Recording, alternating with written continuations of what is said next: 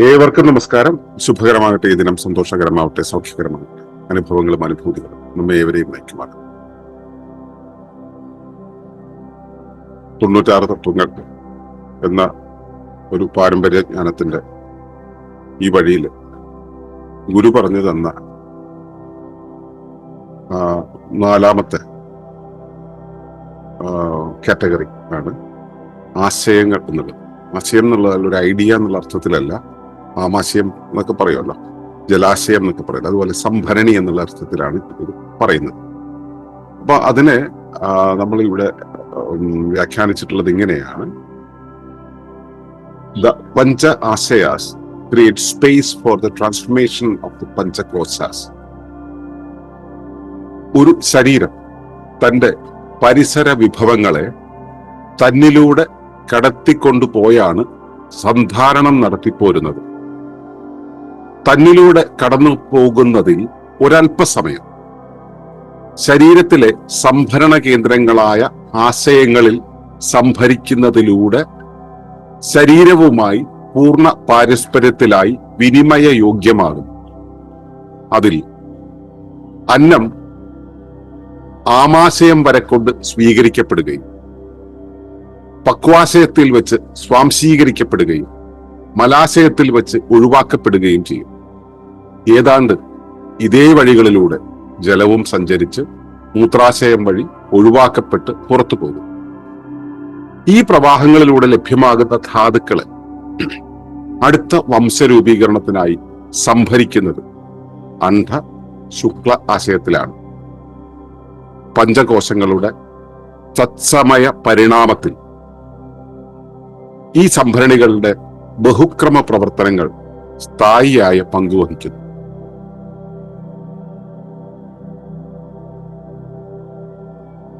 ഇതാണ് ഇന്നത്തെ വിഷയം. ഈ ആശയം എന്നുള്ളതൊക്കെ പാരമ്പര്യമായിട്ട് നമ്മൾ പറഞ്ഞു വരുന്ന കാര്യങ്ങളാണ്. നമ്മൾ ഇതില് അപ്ഡേറ്റ്സ് ഇനിയും നമുക്ക് ചേർക്കാൻ കഴിയും.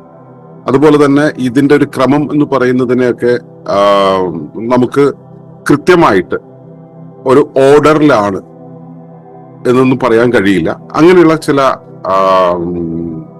സമീപനത്തിലുള്ള ചില ദുരവസ്ഥകൾ ഉണ്ട് ഇവിടെ. എങ്കിലും നമുക്കതിനെ ഒന്ന് സമീപിച്ചു നോക്കാം. ആദ്യമേ മനസ്സിലാക്കേണ്ടത്, ഒരു ശരീരം, ഒരു ജീവശരീരം നിലനിൽക്കുന്നത് അതിന്റെ പരിസരവുമായി നിരന്തരം ഇന്ററാക്ട് ചെയ്തുകൊണ്ടാണ്. തന്റെ പരിസരത്തെ തന്നിലൂടെ കടത്തിവിട്ടുകൊണ്ടാണ് ഓരോ വ്യവസ്ഥയും നിലകൊള്ളുന്നത്. തന്റെ പരിസരത്തെ ഭക്ഷണം എന്ന രൂപത്തിൽ, ജലമെന്ന രൂപത്തിൽ, വായു എന്ന രൂപത്തിൽ തന്നിലൂടെ കടത്തിവിട്ടുകൊണ്ടിരിക്കുന്നു. ഇത്രമാത്രമാണോ? അല്ല. ജീവിതാനുഭവങ്ങൾ, ചുറ്റുപാടുമുള്ള ജൈവമണ്ഡലം, ഇതിനെയെല്ലാം തന്നെ നമ്മൾ അകത്തൂടെ കടത്തുന്നുണ്ട്. പക്ഷെ നമ്മൾ ഭൗതികമായിട്ട് അറിയുന്നത് ഭക്ഷണം, വെള്ളം, വായു ഇതിനെയൊക്കെയാണ്. അപ്പോ ഇത് നമ്മുടെ ശരീരത്തിനകത്തൂടെ കടന്നു പോകുന്നത് ഒരു നിരന്തരം പ്രക്രിയയാണ്. അതിൻ്റെതായ സ്വാധീനം നമ്മളിൽ നിരന്തരം ഉണ്ടായിക്കൊണ്ടിരിക്കുന്നുണ്ട്.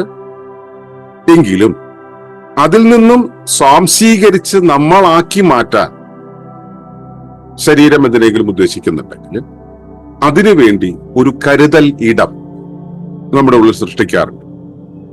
ഉദാഹരണത്തിന്, ഭക്ഷണം എന്നുള്ള വസ്തു നമ്മുടെ ശരീരത്തിനകത്തൂടെ കയറി ഇറങ്ങിപ്പോയാൽ അതിൽ നിന്നും എന്തെങ്കിലും സ്വീകരിക്കാൻ ശരീരത്തിന് കഴിയില്ല.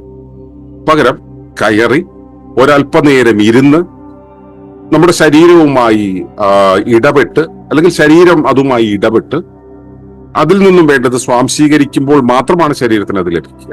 അപ്പൊ അങ്ങനെ കുറച്ചു നേരം ആ ഒരു ഇടപെടലിന്റെ ഭാഗമായിട്ട് ശരീരത്തിനകത്ത് ഇരിക്കേണ്ട ഒരു ഉത്തരവാദിത്വം, അല്ലെങ്കിൽ ഇരിക്കേണ്ടുന്ന ഒരു അവസ്ഥ, ഒരു നീഡ് അവിടെ ഉണ്ട്. ആ ഇരിക്കുന്ന ഇടം സാധാരണ ഒരു കുഴല് പോലെയല്ല, അതിന് കുറച്ചുകൂടെ വിസ്തൃതി ഉണ്ടാവും. നമ്മൾ ആമാശയത്തിന്റെ രൂപത്തെ തന്നെ എടുക്കുക, ഒരു കുഴല് പോലെ, ഈസോഫഗസ് ഒരു കുഴല് പോലെ വന്നിട്ട് പിന്നെ അതിങ്ങനെ ഒരു മറ്റേ അമരക്കുരുവിന്റെ രൂപത്തിൽ ഇങ്ങനെ വളഞ്ഞ് വികസിച്ചിങ്ങനെ ഇരിക്കുകയും പിന്നീട് ചെറുതാവുകയും ചെയ്യും. അപ്പോൾ ആ ഭാഗത്ത് കൂടുതൽ സംഭരിക്കാൻ കഴിയും. ആ സംഭരണത്തിൽ നിന്നാണ് അവിടെ കൂടുതൽ പ്രോസസ്സിലൂടെ കടന്നു പോകുന്നത്. അപ്പൊ ഇങ്ങനെയുള്ള കുറച്ച് ആശയങ്ങൾ നമ്മുടെ ശരീരത്തിലുണ്ട്. ഒരുപാട് ആശയങ്ങൾ ഉണ്ടെന്ന് നമുക്ക് വേണമെങ്കിൽ പറയാം.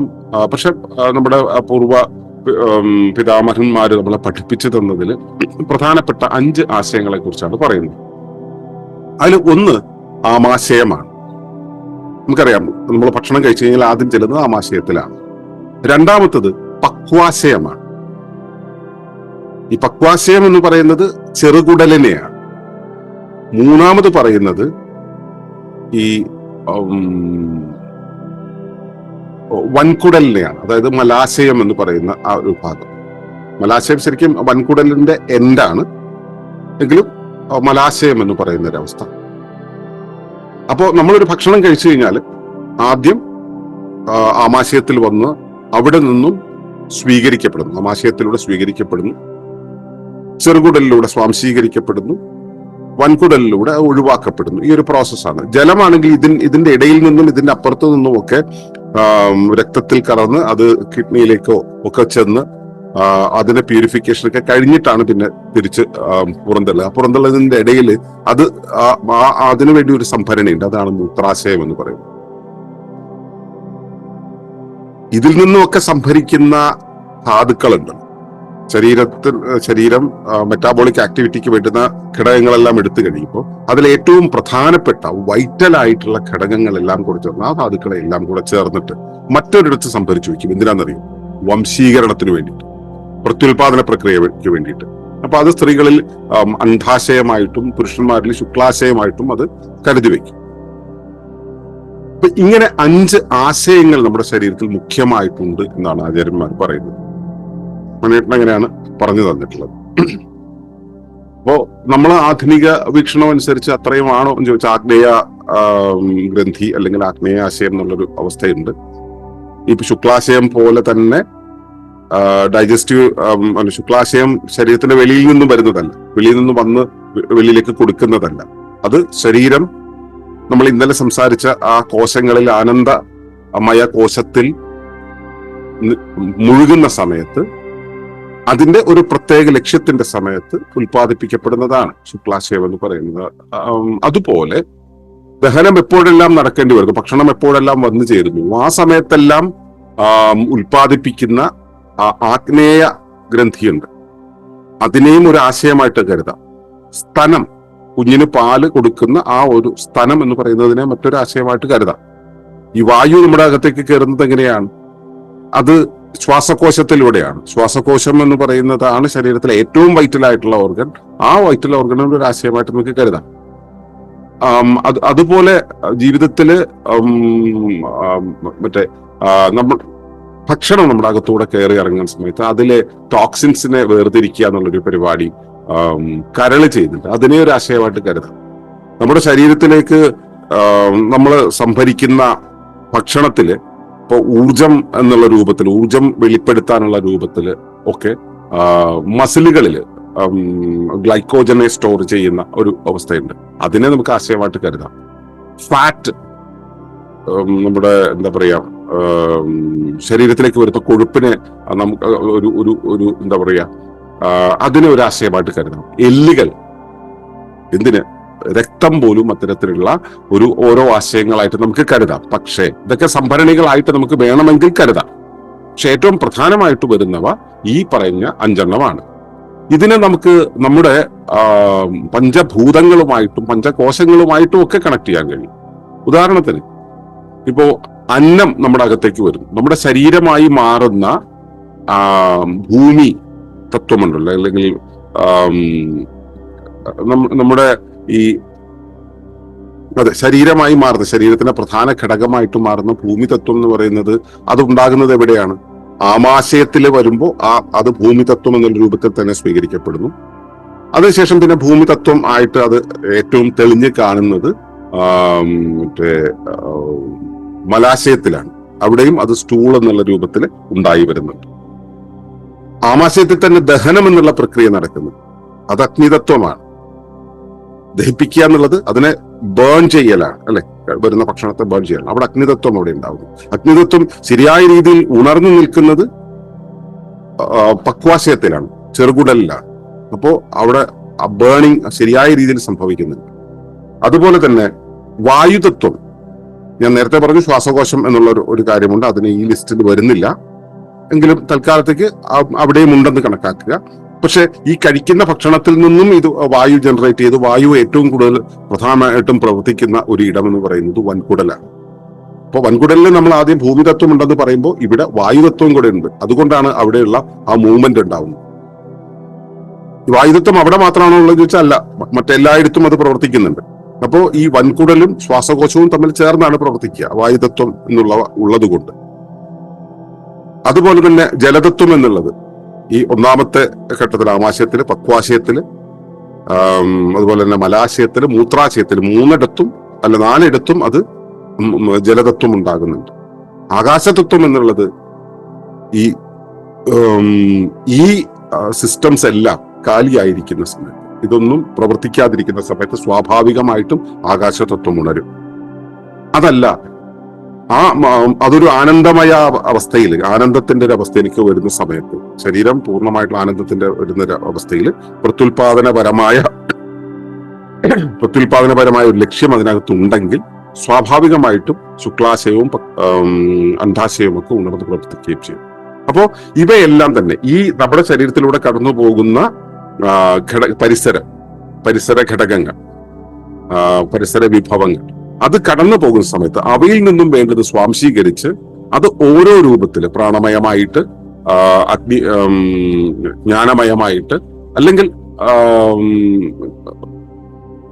എന്താ പറയാ, എന്തൊക്കെയാണ്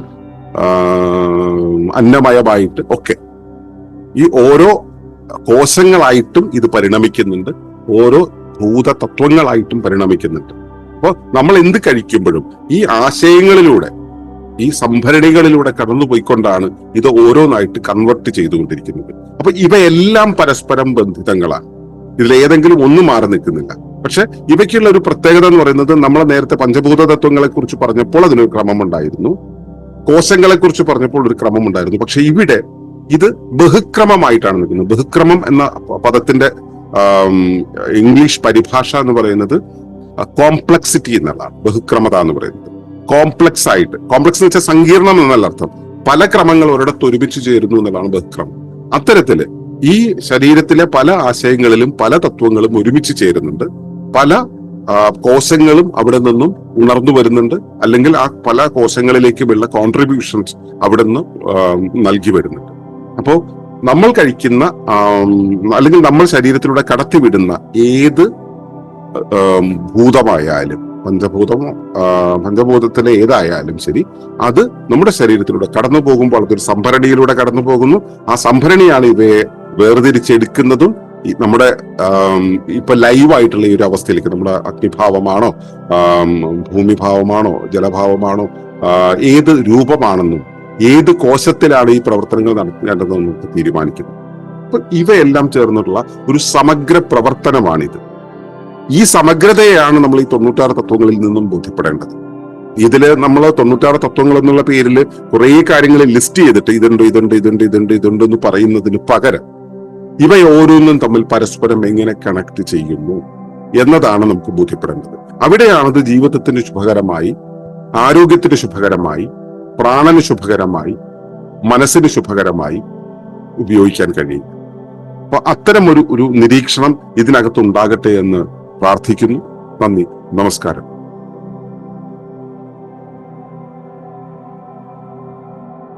ഈ വിഷയം ഇഷ്ടമായെങ്കിൽ ഒന്ന് ലൈക്ക് ചെയ്യുക, കമന്റ് ചെയ്യുക, ഷെയർ ചെയ്യുക. നിങ്ങൾ പ്രകൃതിയെ ഇഷ്ടപ്പെടുന്നുവെങ്കിൽ ഈ ചാനൽ സബ്സ്ക്രൈബ് ചെയ്യുക.